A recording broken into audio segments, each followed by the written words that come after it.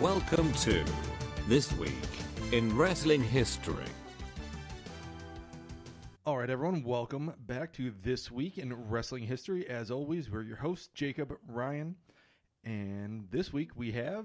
You changed it up there. You said my name first this time. Yeah, I went alphabetical. Took you long enough. Yeah, well, you know, hey, next time you want your name first, you can do the intro. Pass. All right. Anyways, what do we have this week? The final day. The absolute final hours, I would even say. The death of WCW. Right, the death of WCW. Definitely the last part of the show was definitely the death. So. Oh, yeah, for sure. All right, before we get into it, plugs real quick. Twitter, WrestleHistPod. Facebook, This Week in Wrestling History. YouTube, search for This Week in Wrestling History podcast. Find us on Google Play, Apple Podcasts, iTunes, and Spotify. Yep. And emails at wrestlinghistorypodcast@gmail.com, especially because next week we have a game show coming up. So if you have any, I don't want to give away the whole game yet, but what's your favorite wrestling angle? Let us know. We might work that into the game next week. So, as we were saying, and we mentioned last week, we have kind of a very momentous occasion in wrestling history. It was the very final episode of WCW Nitro, the last ever WCW anything officially.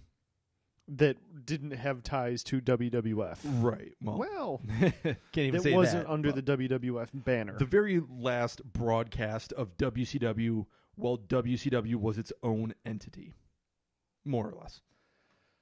Obviously, Vince McMahon had finalized the purchase of the company earlier in the day, so technically it was his, but as everyone knows it, WCW on its own. Yeah, they officially billed this as the Night of Champions because why not? Let's put all the titles on the line tonight. I mean, if you're going out as a company, there was some decent stuff to go out on here, some dumb stuff, but yeah, because you got to be WCW to the very end. I mean, this was essentially just a pay-per-view. Right. This was more of a pay-per-view than the last pay-per-view we covered last week. Which was their last pay-per-view ever. Right. So let's actually just run down the card real quick, and then we'll talk about the event itself. And then we'll focus on some of the matches, but I just want to list all of these matches real quick. So the biggest match of the night, kind of, was the WCW World Heavyweight Championship held by Scott Steiner versus the WCW U.S. Heavyweight Championship held by Booker T in a champion versus champion match to unify the titles, kind of, sort of, as much as it mattered. Quote, unify the titles. Right. To put them on the same guy, I guess. Yeah. And then we had 3 Count, being the team of Shannon Moore and Evan Courageous versus the Young Dragons versus the Filthy Animals to determine the number 1 contender for the WCW Cruiserweight Tag Team Championships. Which had just been started a week prior. Yeah, 8 days earlier, as we said last week. Then we had the WCW Cruiserweight Championship on the line, Shane Helms versus Chavo Guerrero Jr. Rematch of their pay-per-view. Yep.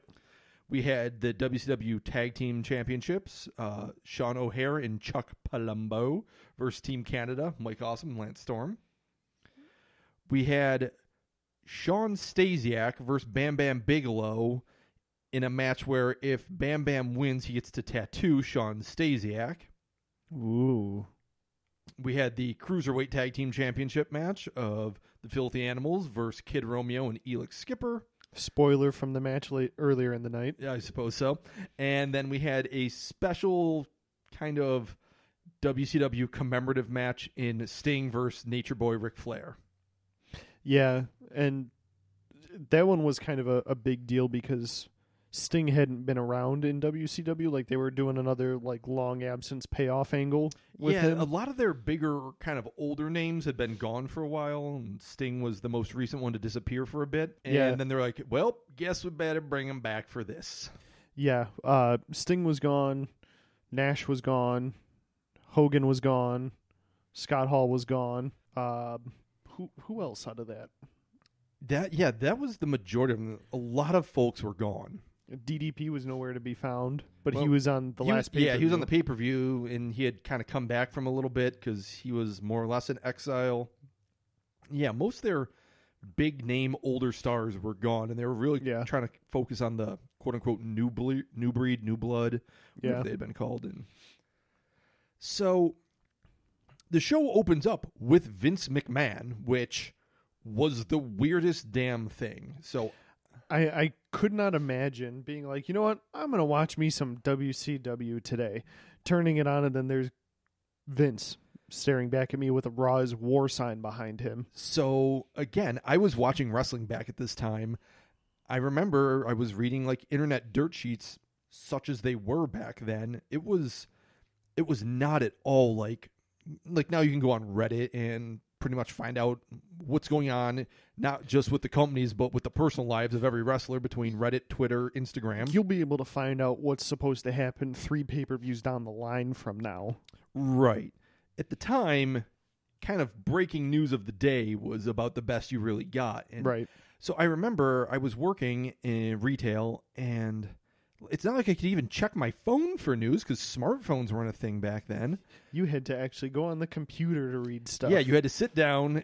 Maybe you had dial-up. Maybe, if you're lucky, you had high-speed internet in 2001, early 2001 at that. So I remember I was at work, and one of the customers came in and was like, and we both knew we liked wrestling and stuff, so we were talking. I was like, WWF just bought WCW. And it's like, what? Yeah, I mean, that's probably the equivalent to, hey, we're starting our own company, we're calling it AEW. It's right up there. And so, but even AEW wasn't like that big of a shock. There was rumblings about it coming. Right, but if you were to take the announcement of a new wrestling promotion like AEW and bring it and do it in 2001, yeah, it was massive. And then thankfully my shift ended before Nitro was on. I went home and turned it on, and here's Vince, and it's just like, I kind of knew it was coming, but I still wasn't ready for how weird it was. Yeah, that I can only imagine was like a stiff sucker punch. I mean, I wasn't a WCW guy. I don't even think I'd been watching WCW, honestly, for like the last year and a half at this point, because they'd just gone downhill so hard. They were not good. They had not been good for a while. So, whatever. But it was still super weird to see. Yeah. Yeah, like I said, I can't imagine what that could have been like to actually see that. I mean, to me, that would be like, well, Vince McMahon showing up on Impact Wrestling, or all of a sudden Vince's or Triple H's mug showing up on ROH. Right, exactly. It's the last thing you ever really expected to see, even if you kind of like, all right, I get it. This thing's going downhill, and okay, that having grown up way before the Monday Night Wars and lived through them and been a fan through that whole thing, nothing really prepares you for just how bizarre that really could be. Like, you're always kind of expecting someone to win, or just someone to kind of bow out of the race and step back a little bit, but they didn't. Not a full hostile takeover. Right, exactly. Never for it to end like so definitively and finally. All right, so first match. Well, not even first match. Yeah, so after Vince shows up, he announces, I've won. I won the Monday Night Wars. I bought my competition. And we start the actual pay-per-view. Yeah. We start the show with Ric Flair coming out to cut a pretty passionate promo about the history of WCW, about him in WCW and his longtime rival Sting. Yeah, it was a very, very passionate promo.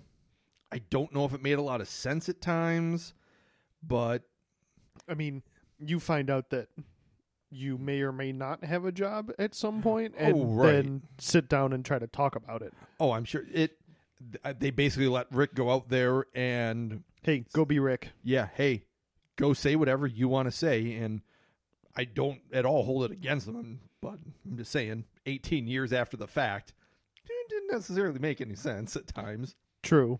I mean, I think this was kind of the start of the crazy Ric Flair.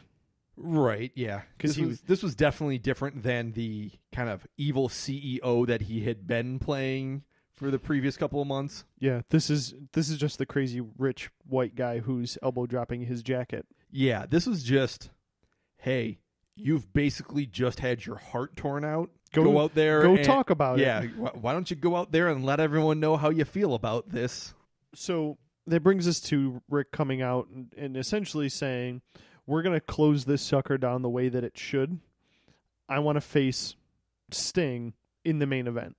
Right, which is actually how the very first Nitro started, which we covered way back in episode...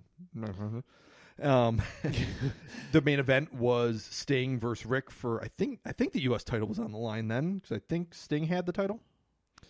And it was a DQ ending. Was the first one the one in Mall of America? Yes. No, because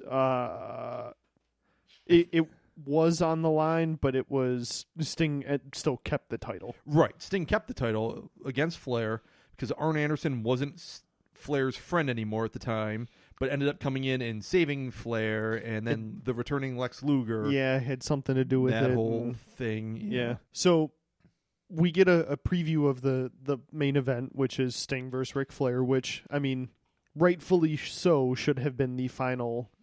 Right. There really was no more appropriate match than Sting versus Flair to close out WCW. They were the two biggest names in the company, even though, yeah, Ric Flair had gone to WWF for a little bit, and then he left, came back, had all his problems, but Ric Flair is so closely associated with the NWA WCW title, and his biggest opponent that most of the current fans had known about was Sting. Right. I mean, aside from Ricky Steamboat, Dusty, yeah. I mean. So after Rick does his crazy white man promo, we get the actual first match, which, surprisingly enough... Yeah, it's the champion versus champion, heavyweight championship versus U.S. champion, which was a really odd thing to put up first, I thought. Yeah, I don't know why that started the show. I mean, why not have that... I should say, I wouldn't have started the show with it, but it makes sense to bookend your main title with Sting versus Flair. Right. So it definitely made sense to have Sting versus Flair be your final thing, but I have to say it felt really weird to have the U.S. World Championship up first, because it almost felt like they were trying to set it up to be something later on in the show. Like they were almost supposed to have a surprise second heavyweight championship title thing. Like it really just kind of felt like they were setting up for something bigger later in the show, which they didn't. Yeah, there was really no payoff to this other than, hey, you know what? Booker T's awesome. Give him the belt on the last day, because it's not going to mean much. Right, exactly. It was just kind of a, hey, you did good, kid. Thanks so much for your time and efforts. Here you go. You're going to be the last champion of the company. Right. Fine match overall, and nothing really special, but it was fine. No, I mean, to be honest, even though it was shorter, this was probably better than the Greed match that they had. It was better than Rick Steiner versus Booker T. Yeah. Scott was out there. He sold. He did everything he needed to do. So it was... Which, again, is kind of surprising that Steiner sold and actually did stuff and didn't phone it in. Right. So, but, I mean, hey, I guess he showed up for the last one, which was nice of him. So yeah. So Booker T ends up getting the WCW World Heavyweight title and the U.S. title, and brings them to WWF. He sure does. He doesn't actually have both belts when he first shows up, though, does he? No, the first time he ever shows up, it's just him. Right. And I'm trying to remember when they actually brought the belts in and who had all of the belts, honestly. I'm pretty sure I think Booker did have the heavyweight championship, but... I don't think he had the U.S. title. Right. I don't think he had the U.S. title either. They may have given it to someone else. That's something we can look up in a little bit, but... Anyways, that throughout the night, we should also mention, like, after they came back or went to every commercial break, I think it's when they came back, they would always have some weird vignette of Vince. Vince backstage at Raw in his locker room with Trish, because at this time, Trish was kind of his arm candy, and they were doing this awful angle where Linda had been in a catatonic state, and it was awful. Yeah. Super weird. It was way too overtly sexual with Trish all the time. This was before Trish had been an active wrestler, keep in mind. So she wasn't the Trish everyone knew and loved. She was just kind of... She was there. Yeah, she was kind of evil Trish that was arm candy. It was a thing. Yeah. So the one thing that we kind of forgot to mention at the beginning of the... Well, not at the beginning, but this set, super weird. Because it's at a beach bar. So WCW did this a lot. They would go to like spring break and have like these outdoor sets where they were like either at like a giant club that had a pool, and then the ring would be in the center of the pool. So yeah, like there was there was like the mats on the outside, and then there wasn't safety rail. There was water. So I have to ask, did they ever just use it where somebody would get tossed into the pool? Oh, of course. I mean, I feel like you'd have to. Yeah, exactly. There was that. There would be people just like hanging out like on rafts in the water. it was ridiculous. But no, like once or twice a year, WCW was always good for like an outdoor, really bizarre venue. So yeah, they're at like this beach resort because you see like all of these like hotel room balconies like overlooking the event going on. Yeah, and like the weirdest part is when like at the beginning, Steiner and Booker T go to the outside and they're on the mats next to the ring. But then it's like another 6-foot drop to just nothing but sand. Yeah, I don't think it may have been that far on some sides, but it looked like the ring looked like it was raised up about the height of like the guardrail around the ring, maybe a little bit higher, but that's still a good 3.5 foot drop, which especially if into the fans or on a guardrail would be a hot mess. Oh yeah. So I don't think they ever did chuck anyone off of it throughout the course of the night. No, they didn't. They all stayed pretty much in the ring, except for I think during one of the cruiserweight matches, I think they dive out, but it's weird. So like the ring is definitely like we were saying on a platform where on some sides it was like 3 feet off the ground. I think it was actually ground level on some of the other sides. It was weird. Yeah, it was just odd to look at. Yeah, it was just very awkwardly set. It wasn't terribly set up, but it was just a little awkward in places. So another thing we should probably mention from the first match, I forgot. Scott tries to kill Booker T with a pipe. Yeah, just straight up swings the pipe at literally at his head. Yeah, Booker's like on the outside up against like one of the ring posts, and Scott just goes for the baseball swing with a pipe to his head. Obviously, Booker T ducks out of the way, but they planned that. Scott was just like, I'm going to go for this, so move. Chris Kanyon was the first ever U.S. champion in WWF. Because when they came over in July of 2001, Booker T gave him the title. Okay, so they at least addressed it good. They kept a little bit of continuity like that. And I'm pretty sure O'Hare and Palumbo were the tag champs when they came over. Correct. Spoiler to a match later in the evening. Yes, and there was no cruiserweight champ, I don't think. They definitely had the belt. Yes, because then they unified it with the light heavyweight and something else. And then it just kind of faded away after that. Yeah. TV title is nowhere to be found because Jim Duggan dug it out of a garbage can, after... And they don't do anything with it. Yeah, after Nash threw it out for Scott Hall months beforehand. But is there any... The tag team cruiserweight belts are never a thing. Nope, they disappeared very fast. Yep, they literally had an 8-day lifespan. All right, so then what was the next match? Next match was 3 count, Shannon Moore and Evan Courageous versus the Young Dragons versus the Filthy Animals, which, as we already spoiled, Filthy Animals win this. So, Young Dragons, one of them is Jimmy Wang Yang, correct? Yes, but under this, well, he was part of the Young Dragons, he went by the name Yun Wang. Okay. Because he looked familiar. Yeah. And I'm pretty sure he didn't do much between this and his like 2005-ish. Yeah, random run on SmackDown or whatever it was. Yeah, where he was a Asian cowboy. Yeah. Fun fact, the other young dragon was Kaz Hayashi. Who, again, I saw it and I knew I should know the name, so I had to go look him up. He's done quite a bit. Yes, he definitely has since then. Actually, there's a funner fact here about the young dragons. Can you name the third one? No, I cannot. It was Jamie-san. Jamie Noble? It was Jamie Noble in a mask. Jamie Noble, not Asian whatsoever. Shocking that WCW would do something like that. About as far from that as you can get, considering his gimmick in WWF was, hey, I'm trailer trash redneck Jamie Noble. Wearing my ripped up jean shorts. I believe him and Evan Courageous also had a tag team. I'm trying to remember if it was actually in WCW before this or if it was somewhere else after. They went as Noble and Courageous. Yeah, which, given that their names weren't planned to be that, it's not the worst one. Like, it's not the worst thing, but you hear it and it's then a little you go, lame.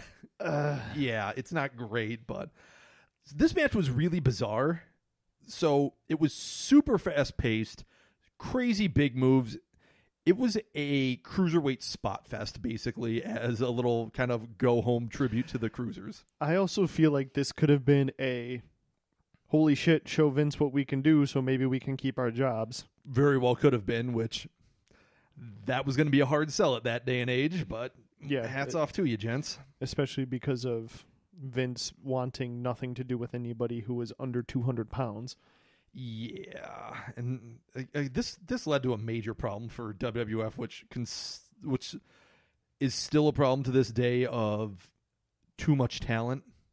Yeah, that's probably the biggest pain to the business in general that was caused by WCW going out. Was there was nowhere else for these guys to go. No, even as much as TNA and ROH are places to go, it's not the same as WCW was. No, and it's yes, TNA and ROH are places where you could go to make a living and still do things, but they weren't places where you could make the WWF money. Even the low card guys in WWF are probably making more than ROH and, well, maybe. Like, I'm guessing low card WWE right now is low six figures. Yeah, probably like one to 200. I would guess that. I can't imagine what ROH top card is. Right. I can't imagine, like, ROH top card is not paying 7 figures. No, I wouldn't think Jay Lethal as the ROH champion is making that much. No, I mean, or New Japan does, but right, or even somebody with a name recognition like Marty. Right. Probably ain't making that much. I can't imagine. I can't imagine them making much over 3 to 4, honestly. And even that I feel like is probably high. I mean, maybe Cody was making that when he was in ROH, but he was probably making like 6. See, I doubt he was even making that. I'm betting he was making lower just because he probably had a lighter schedule and was doing a lot of indie bookings. That's true. So, I mean, I'm sure Cody overall was earning a ton of money, but I don't think it was all coming from one single source. Right. So, anywho, moving on. So, we get the not the Young Dragons, the Filthy Animals to pick up the win. I'm 90% positive Kidman does another shooting star press to the outside. Yep. Which, still just as miraculous to watch it. Apparently, it actually had a name called like the Kidakazi or Kidman-kazi or something. It apparently actually has a name, which, okay. A move like that shouldn't honestly have a name because you shouldn't be doing it often enough to name it, in my book. And actually seeing the ring now, you're right. The back part, so the part that's facing the farthest away from where the wrestlers came out, towards the announcer tables, is ground level. Yeah, and it might just be that they actually extended the stage there. Looking at it, I can't really tell, but the ground's definitely not even. So they had a shot before where they had the refs, or not the refs, the fans behind the ring announcers, and they were at level with the ring announcers. Right, oh, that's what I thought. So yeah, but along the left and the right hand side of the ring, it's elevated. It's not even elevated. Like the fans are lower than the actual. Right. Yeah. Well, Basically, they put the ring on a damn hill. Of all places to put the stupid thing. Yeah. On a hill? Yeah. That's weird planning. It's just funny seeing all these people in like bleachers behind them too. Yeah. It was a really bizarre setup. It was just very bizarre. So, anyways, up next was the Cruiserweight Championship match. Champion Shane Helms versus Chavo Guerrero in a rematch from Greed.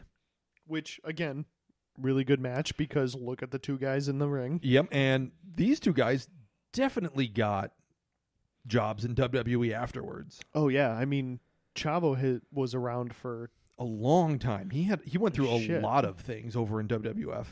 He from 2000, probably 2001, 2002 was there until 2010, maybe 2009. Yeah, that sounds probably about right.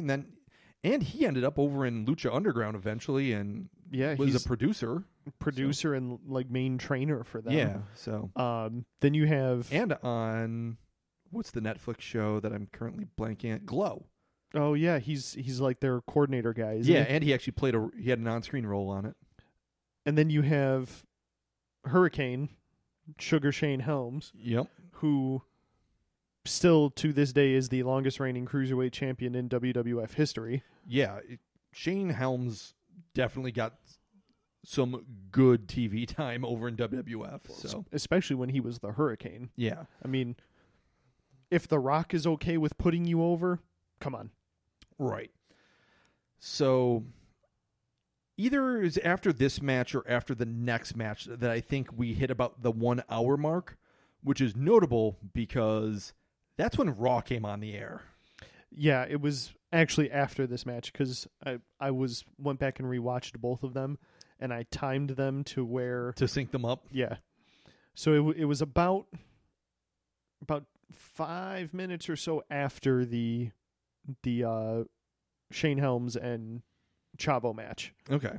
So Shane Helms ends up winning against Chavo. Then Raw starts. I think we were originally going to talk about Raw, but I don't think we need to cover that. I think we should focus on WCW today. Yeah, that's a little more important. Yeah, but that's where it really happened. And so during Raw, we would have Vince back in his dressing room with Trish, but he was watching WCW, and that was to kind of let you know that, hey, this is live. Right. And this is happening. I'm watching WCW on Raw. Yeah, and it was kind of funny to actually see like Vince sitting at a TV with WCW and then a split screen of WCW happening at the same time. Yeah. And we'll mention that on Raw, it started with the promo of Vince walking out and saying, oh no, that happens later at the end of Raw, does it? Yes. Okay, never mind. At the end we'll of get there. WCW. All right. So back to WCW. We have the WCW World Tag Team Championship match. We have Sean O'Hare and Chuck Palumbo versus Team Canada. Why do you say his name like that? Because it's a running gag between me and my buddy Matt where it was the only wrestler he knew for the longest time. It was Chuck Palumbo. Because what a goofy name. Okay. There was... he didn't know who Chuck Palumbo actually was. So... the running gag was he'd walk in while I was watching wrestling and be like, is that Chuck Palumbo? I'm like, no, that's whoever. And then he'd leave and he'd come back later. What about that? Chuck Palumbo? He's like, you never know who Chuck Palumbo could be. He could be anyone. So it just became this giant running gag of anyone could be Chuck Palumbo. Good grief. Or rather, Chuck Palumbo could be anyone. Good grief. Don't ask about Colin Delaney becoming a similar thing.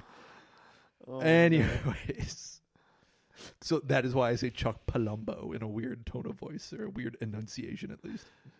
So anyway, with the match itself, good grief, it was better than the championship or the tag team championship match from Greed. Well, yeah, because it actually lasted a good amount of time. It lasted over 40 or 54 seconds. Yeah, and I think it was also better than the Team Canada Conan Hugh Morris match, just because. Oh yeah, O'Hare and Palumbo were really green, but I mean they're better than Hugh Morris. Oh, for sure. And I feel like they probably could have done something if WWE had some kind of a better developmental system like they do now. So here's the problem saying that. Do you know who was in WWF developmental at this time? In 2001, well, yeah, Brock Lesnar was down there. And Orton and Cena. Yeah. So, I mean, they clearly had some ability to develop talent. But they didn't send these guys there.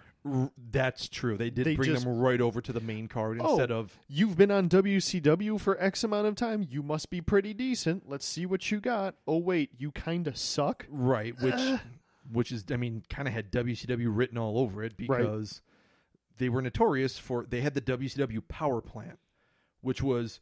Ooh, this guy has a modicum of talent. Get him on TV. Right. And, oh, he's terribly green and everyone hates him because he's awful.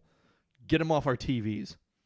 So, overall, O'Hare and Palumbo win, which was bleh in my book because I would have loved to have seen Lance Storm and Mike Awesome win the tag belts. But yeah, and like I said last week, after watching Greed and this... Going back and watching some of the stuff that Mike Awesome did, he was really freaking good. Mike Awesome was really, really good. Mike Awesome was awesome? Yeah, he really was. So, anyways, something else I noticed about this card, which was probably pretty intentional, all of the faces won. The only time any heel won was in our next match up, which was Shawn Stasiak versus Bam Bam Bigelow, which really didn't matter. Other than that, it was every face winning.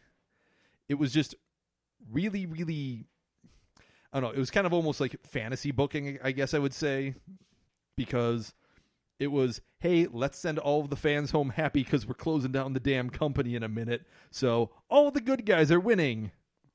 Yeah, it would have been kind of nice to see some heels win, but again, why? Right. The only time the heel wins is in a match where if he lost, he would have been tattooed. Yeah.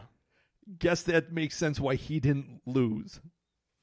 So, let's say the Shawn Stasiak Bam Bam Bigelow match, Shawn Stasiak wins. It was awful again. Moving along. Right. Exactly. It was the exact same damn match as they had on pay-per-view. It was bad. Yeah, not good. Not good at all. All right, so then we come to the WCW Cruiserweight Tag Team Championship match of Kid Romeo and Elix Skipper versus the Filthy Animals, which I think we just spoiled. Yeah, it was a decent match.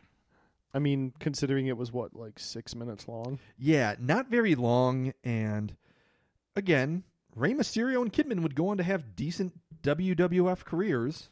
Yeah. Mysterio, definitely. Kidman didn't make too big of an impact in the ring, but behind the scenes, yeah, he's still currently one of their road agents and one of their better road agents for matches he puts together.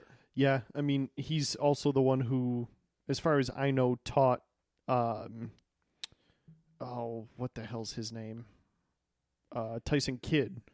About saying Tyson Kidd is the one behind all of Seth's big matches lately, right? Yes, he was the one that pretty much did all the producing for when Seth ran the gauntlet. And Seth versus Dolph, that went like crazy awesome long. Yep. All of Seth's really good matches in memory. What's his name? Tyson Kidd. Tyson Kidd was the producer of which Kidman was the one who taught Tyson Kidd how to be a producer. So there's something there. That kid was onto something. All right. Final match of the night, of the card, of WCW ever. Sting versus Flair. Which, again, as it should have been. Right. There's really no more appropriate match to close out the final Nitro ever. The final WCW anything ever. Because, let's be honest, we're not going to count the one match on Raw under the WCW banner that was ever had. No, because that was awful. Well, you had Buff Bagwell in it. But yeah, and anything that man touches is horrendous. Judy Bagwell on a pole. Horrendous. Amazing. Horrendous. Amazing. You probably shouldn't have mentioned that. Yeah, because of our game for night. Anyway. All right. Anyways, the match itself, it was your standard Sting Flair match, but it was nice. The announcers were kind of going nuts as far as Scott Hudson was all like, "Thank you, Richard Flair and Steve Borden." Like, they broke kayfabe, called Sting by his name. They broke kayfabe hard. Yeah, I mean, to be honest, this match had a lot of stinger splashes, chops, and woos. And figure fours and like scorpion death drops. The signature stuff. Yeah. I'm pretty sure the first half of this match was just chops and woos. Right. I mean, I'm sure these guys they know each other super well in the ring. They kind of know their bread and butter moves at this point. Right. It didn't break any new ground. It didn't need to, and it wasn't supposed to. It was just, this is what we were about. And hey, look, we're sending you out with, this is how we want to be remembered. Right. Which, I mean, to be fair, anytime those two were in the ring in WCW, it was usually pretty decent. They always felt special. It always felt like a big deal whenever Sting was facing Flair. Sting was always usually pretty good for, at least after like 91, 92. It always felt like a big deal when Sting was in the ring until Hogan came along. Well, I mean, even when he switched over to the black and white. Once he switched over, it definitely felt better. Because it was one of those things where they built an aura around him. They essentially made him the WCW version of The Undertaker. Right. Two very different characters. Right. Presented differently, but as this is our special guy. Like, it always felt different when this guy was around. Yeah. And the only thing that I would say was majorly different between the two was Undertaker wrestled a lot more often than Sting did. And I think that was because WCW was trying to hang on to Sting. I don't think that was necessarily true. I think the difference was Sting got hurt a lot more often. Okay. He would have like various knee injuries. That was, remember how we were talking back when it was supposed to be, when Sting got kicked out of the Four Horsemen. That's right. Then he blew his knee out when he was running down to the cage. Yeah. Yeah. That makes sense. He got it always felt like they were always just shy of him. I feel like if things had gone according to plan with Sting, WCW would have originally been in a much stronger position, okay. and they would have needed to lean on Hogan as much as they did. And they may have just been in a better place going into the Monday Night Wars, but maybe then we wouldn't have gotten the NWO, so who knows? Yeah, I mean, that makes sense because, I mean, again, you have... I could have compare that to when Seth was getting hurt more often. Right, exactly. They were trying to lean on Seth, and they couldn't because he got hurt 2 or 3 times real quick back to back. Right, exactly. And they had to switch to Roman. Right. And for better or for worse, plans change, and there's a lot. It's really weird because it's one of those things, in retrospect, it would have been nice if this had happened, but being where we are, it might have actually been a blessing in disguise that such and such happened. So, but I'm not quite so sure with Seth. I feel like we probably would have been better off altogether had he not gotten hurt, but I feel like with Sting, maybe we were better off in the long run with him getting hurt. So, I don't know. If Seth hadn't gotten hurt, we wouldn't have gotten the matches against Dolph or the Gauntlet match. Right. But if he hadn't gotten hurt, maybe we wouldn't have had Brock with the title. The title wouldn't feel cursed. We wouldn't have only seen the title like twice a month for a right. year. The title might mean something. Yeah, so. That's fair. All right. So to close out the show, we have the actual simulcast. We have the end of the first hour of Raw lining up with the start or with the end of the second hour of Nitro. Yeah. So Nitro's just about to go off the air. Raw is just kind of pushing into its second hour, and this is where Vince has his little promo where he's talking about... He comes out, I bought my competition. I have nobody to thank except for me. Yeah. We're in prime heel Vince territory right now. I could have done it without all of you. I could have done it without this roster. It was all based on me kind of thing. Yeah, and then he does the little polling of the crowd. He talks about, I don't know what I'm going to do with WCW. Maybe I'll run it as its own brand. Maybe I'll just put it on the shelf, never to be seen ever again. Maybe I'll just use it for their library. Right, which, funny story. WWE Network. Only $9.99 a month. So he does the thumbs up, thumbs down Yeah, thing he for pulls the the talent. crowd, and unfortunately, I think he does it in a very stupid way because the fans don't understand. Like, the fans are supposed to cheer for thumbs up or both cheer for thumbs down, and it doesn't really make any sense because they want to boo, but... Right, it should have just been this guy, cheer yes or or no. boo. Yeah. Vince overcomplicated it and really confused the crowd a little bit, and it made for this segment being a little bit worse than it could have been, I think. But, yeah he goes through and lists some of the bigger names. Surprisingly enough, Buff Bagwell got cheers, which led to a problem later. Yeah.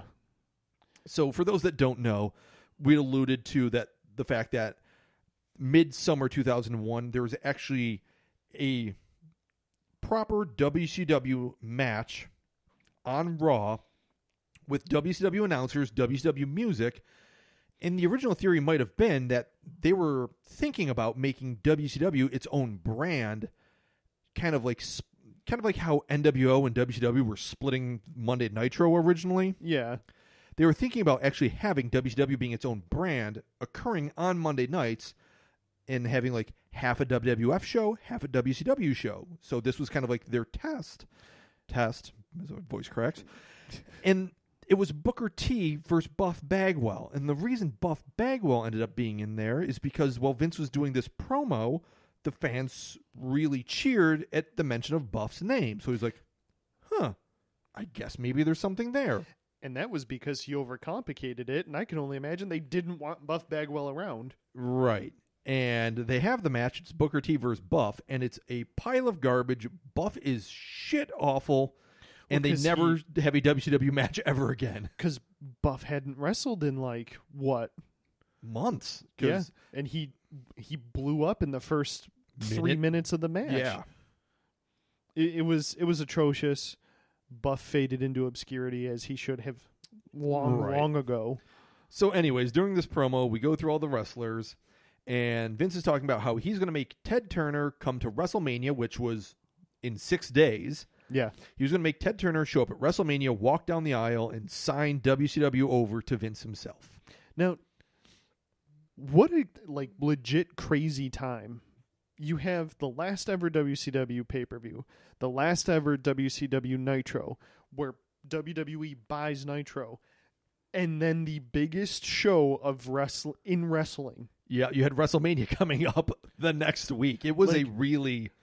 you want to talk about a whirlwind of a month. Very much so. The wrestling landscape changed quite a bit in that month. Good grief. So... right as Vince is crowing and talking all big about how he's the one that he won, he's the best, yada, yada, yada. So Shane didn't have his Here Comes the Money music yet. Right. The entire McMahon family was coming out to Vince's song. Yeah, the No Chance in Hell. So No Chance in Hell hits. They're saying Shane McMahon's here because at this time Shane and Vince were feuding. There was a big feud between them.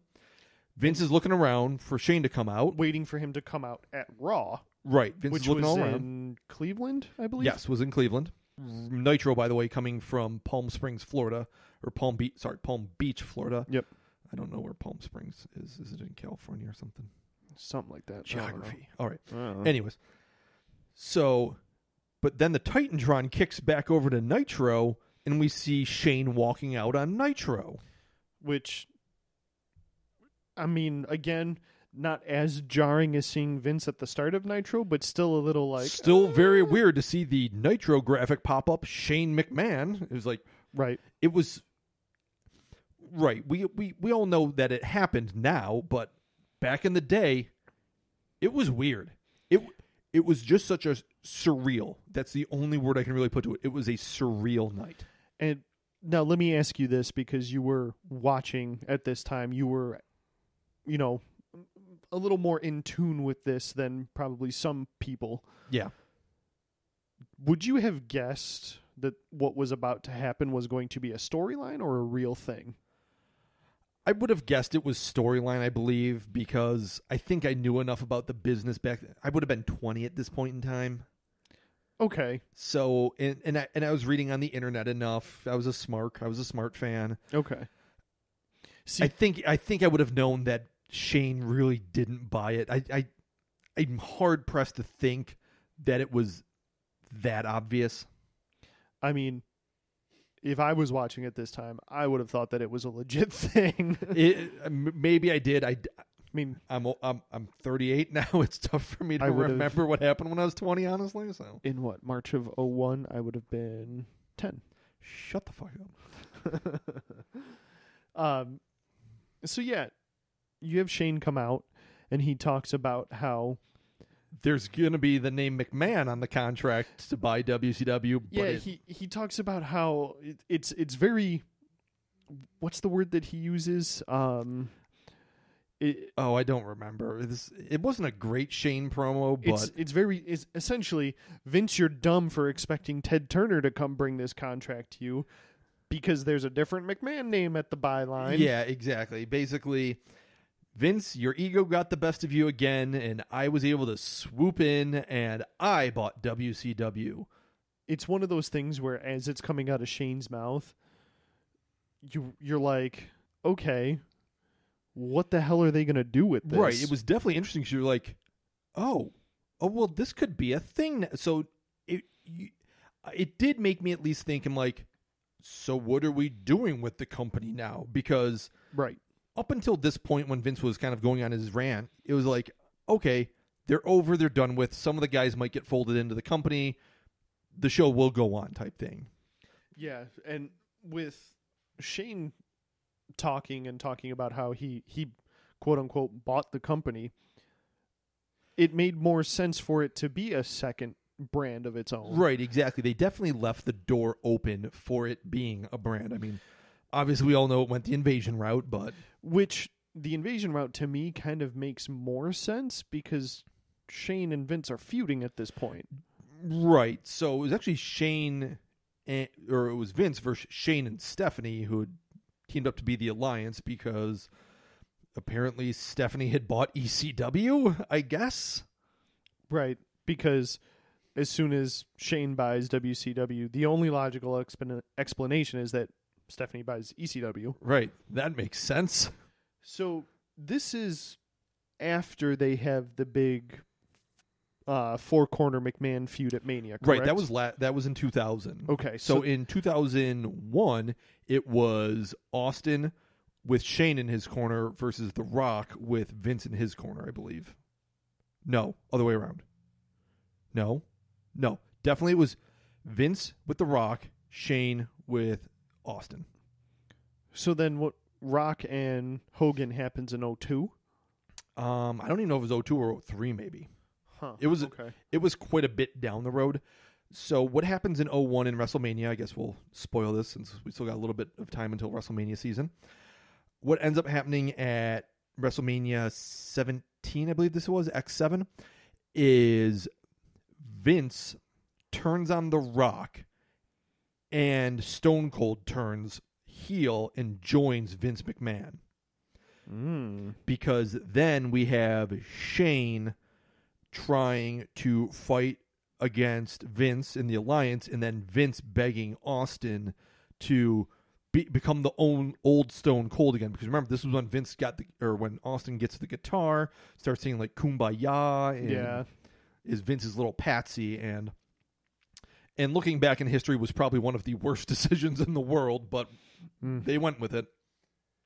Yeah. So just looking at it, Hogan and Rock was at X8 in 2002. Okay, so there you go. So not quite as far down the line as I thought, but not this year. So overall, probably the biggest, I shouldn't say probably, the biggest shakeup in the history of pro wrestling. The biggest shift in the landscape, at least in the 70s, 80s, 90s, 2010 and before. Yeah.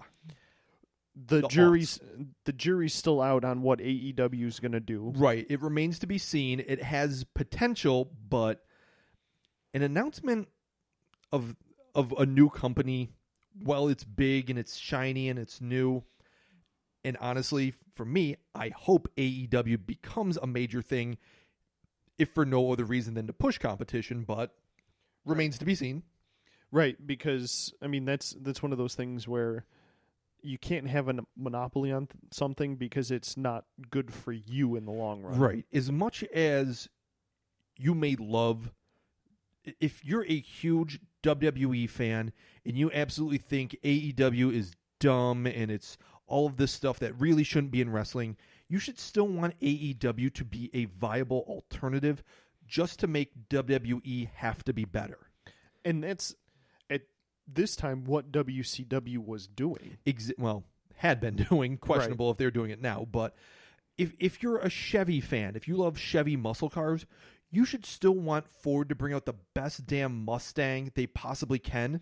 Because then the next thing that's going to come out is the best Camaro that Chevy's ever pushed out. Exactly. You want competition in the marketplace so that your people have to do better. You don't want your people to get lazy and just do, whatever. They're going to buy it. They ain't got any other choice, so meh. Right. You want the other people to step their game up so your people step their game up. Right. You want people to have to bring their best, not to get lazy about things. We've seen enough businesses have near monopolies that things start to suck. Yeah. Look at the Windows operating system in like circa 2000. Windows ME. Everyone loved Windows ME. Yeah. When people become the dominant only, quote unquote, only option in the marketplace, quality suffers. It does. Yeah. I mean, you can pretty much say that for any industry in probably certain areas of the country more so than others. Right. I mean, around here, it's like Verizon kind of the only major option. Right. I mean, even supermarket wise, we have in upstate New York, we have one very dominant grocery store chain, which is Wegmans, and they basically chased all their competition out. And then what you saw start happening was, if there was a brand at the store that was really good and you liked it, Wegmans would kind of drop the price on it and then introduce their own brand, jack up the price on the name brand, and replace it with their own store brand. Yeah. Or you have pretty much internet around here. We have one internet provider. We have internet in a lot of areas where, hey, how much do you hate your local internet provider? Probably a lot. Too bad we're the only option. Yeah. And that's kind of what WWF ended up being from 2002 up until 2010. Yeah, I was about to say 12, 13 almost. When Impact started to get a little bit bigger and ROH started to get a little bit bigger. Honestly, what almost made them become better was NXT becoming its own thing. Yeah, but again, they're only competing against themselves. Right, because they had to poach the talent from all of these other places to bring into the NXT. Indie scene, honestly, blowing up a bit. Like, it may have been PWG, which would have also been ROH, because 90% of the talent in ROH was in PWG at this time. Right, so it may have been ROH, honestly, kind of pushing it, and then the local indies and the internet, honestly. It may have been the internet becoming more of a force. And because people were like, this shit sucks. Guys, go look at these people because they're a lot better than what these guys are doing. Right, kind of like the underground movement of options being available. So. Right. And I mean, flash forward to now, it's a lot easier to be like, you know what? I'm not going to watch Monday Night Raw. I'm going to turn on New Japan. Right. Being able to access the content that may have the internet infrastructure being available to access other content that you may or may not be able to get. It may have just simply been like the TNA app being available, the Impact app, where, right. Okay, I don't get this weird random channel that Impact is actually on that no one happens to get, but now I can watch it online. Now I can watch it on YouTube. I can even watch it on Twitch. Right. YouTube, I bet, is probably what...